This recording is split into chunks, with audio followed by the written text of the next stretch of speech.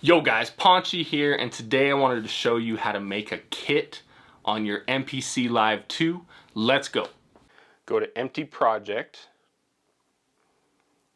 and then you want to hold Shift and press Menu, which will take you to the Browse section. So this, of course, is the area where you can view every single sample you have on your MPC, whether it be the internal memory or on some external memory like an SD card. So you go to Places. Of course, that'll show you what I just mentioned. So for this video, I'm going to get my samples from the internal memory. But if you have a bunch of samples on an SD card, then you would tap on this one. So for me, internal memory. So that'll ensure that I search every single sample possible in order to put together my kit. So what we need to do next is search for the samples that we want. So rather than dive through all the folders and stuff, unless you know exactly which folder they're in, just go ahead and go to search, and I'm going to search for kick. Okay, and that'll bring up all the kicks. In the internal memory, these are just all the factory samples that I have here. Apparently there are 878 kicks. So as you can imagine, this will take some time to go through all of them. So I highly recommend that if you are wanting to put together the perfect kit, or maybe a couple different kits, I highly recommend you take the time to go through all of these and just audition them all. Listen to every single one, because you'll never know what samples you have unless you listen to them all. So, but for the purposes of this video, however, I'm just gonna do a couple, just show you guys how to add a couple here. You know, of course, when you press the play button, you can hear them.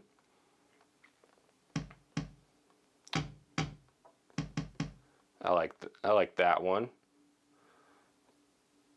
So what you can do here is just double tap on each sample that you want to add to the project, and then that way all the samples that you want will be added to the project, where you can then make a kit out of them. So let's see, this one I like, so I'll just double tap that. You'll see a screen pop up super quick.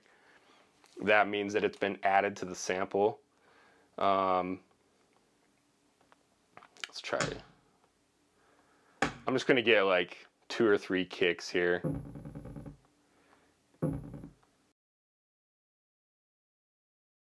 I just want to put together, let's say I want to put together like kind of a hip hop kit. So I'm just going to look at the hip hop ones. I like that one.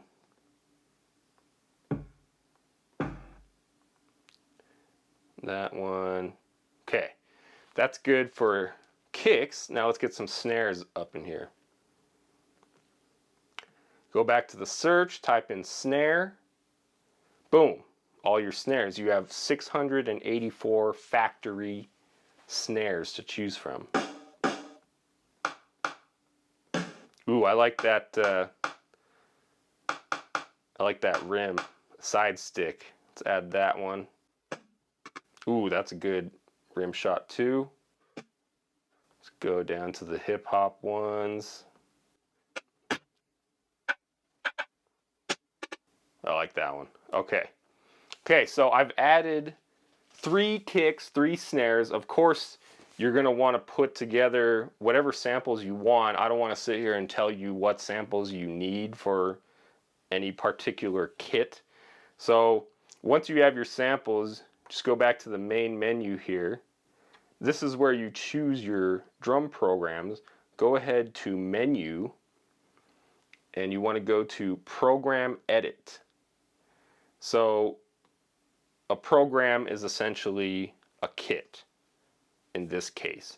So down here you have your master, samples, envelopes, LFO, modulation, and effects. So as you might have guessed, go to the sample section here.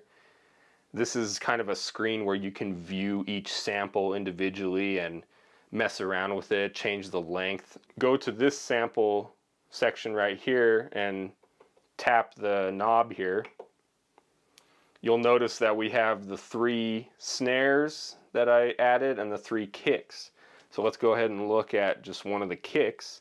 So this is, again, where you can see the sample. You can change the length if you want. If you're just messing around with the factory ones, you know, it's not really necessary to edit the samples very much. You can if you want. You know, I don't want to tell you what to do necessarily. I just want to show you guys how to make a kit. So if you tap the samples one again, it takes you to the second samples menu. So this is an interesting area, and one of the best parts about the MPC, in my opinion, is this is an area where you can layer samples. The factory samples are pretty good the way they are. I don't think personally that you have to layer very many of the samples from the factory samples, but if you want to get creative, of course you can do that. You might notice that some of the samples themselves sound like they have more than one layer to them, and some of them do. You know, you have some of them, you have a kick with kind of like a cymbal sound to it, like a hi-hat. Personally, I'm not a huge fan of that. Like if I'm going to layer my kicks, I just want to make like a really fat big kick. I generally don't layer my kicks with things like snares and hi-hats and stuff like that, because I like to do that on my own when I'm making the beats. So if I wanted to add a layer, all you would do is tap down here, tap the knob, and then you can add another kick. So first off, let me delete that real quick. This is what it sounds like by itself. And then here's what it sounds like if I add a kick to it. You can hear that it has more top end. It has more of the tick, more of the point, whatever you want to call it. When I added this second kick here, it added a lot more of the high end to the kick. So I'm not going to do that for now, but you know, also you have other things here. You can change the levels, you can change the panning. You know, if you really wanted to get crazy, you could kind of do something like that. Give it a little more dimension, you know. But yeah, mess around with that stuff if you want. It's up to you. For me now, I'm just going to do this one kick. So that one is done. So you'll notice that this pad is highlighted over here. So that means that that kick that I added is going to be assigned to that pad. So now all I have to do is go through each pad individually and add a sample or layer multiple samples to each pad. So I have a kick there. I'm going to tap on this pad. And this is a perfect way to orient your kit however it is you like to play. Personally, I kind of like my kicks on this side, you know, and then I'll have my snares like maybe in this area or vertically here. And then I usually have my hi-hats like over here, you know, and then I'll save this for like maybe a rim shot and a clap, you know, stuff like that. So again, I don't want to tell you how to orient your kits in terms of where you put them, but that's just personally how I do it. I would, if I was going to make this kit, I would put maybe 3 kicks right here, maybe 3 snares right here, again, rim, clap, hi-hats, and then maybe like some cymbals or extra percussion up here. So that's just how I would do it personally. So right here, I'm going to go ahead and add a snare. So let's go ahead and add this one. Okay. And then let's add another snare on top of that. And then add this third snare that I chose On top of that, I'll add that other kick right there, and then the third kick that I chose right there. So now,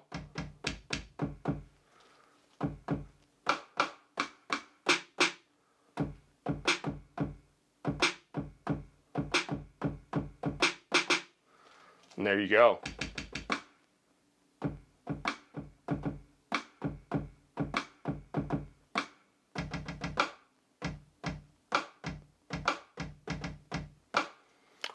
And there you go. And of course, again, just follow what I mentioned at the beginning. You'd want to add hi-hats and other drums to your samples. You want to load those samples into the project.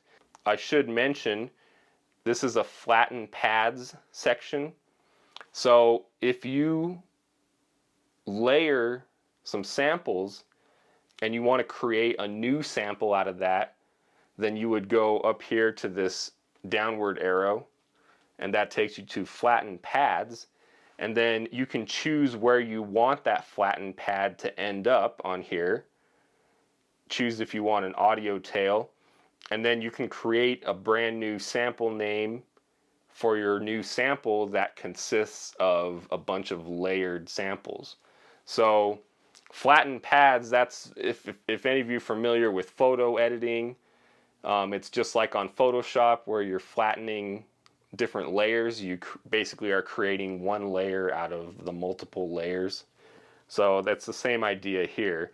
So if you wanted to do that, you just hit do it, and then it'll create new samples for you. Okay, and then from here, you want to go back to main, and that takes you back to the program that you just created, the kit. And then you would go to the pencil icon, you would go ahead and hit Save Current Program. And then you can choose to save it internally or on your external storage. And you know, just name it whatever you want. Name mine Ponchy Kit. Do it. Save. I'm not going to save that one because it's an incomplete kit. So you'd hit save, and then bam, you can access that kit. You'll see here actually that I already have a Ponchy kit here, so I don't want to override that one. But you'll see that your kit is saved here, and then you can recall that program anytime you create a new project. So that way you have a consistent kit that you can use across all your projects. So hope that helps you guys. If you have any questions, feel free to leave a comment down below. Thank you for watching, and I'll see you in the next video.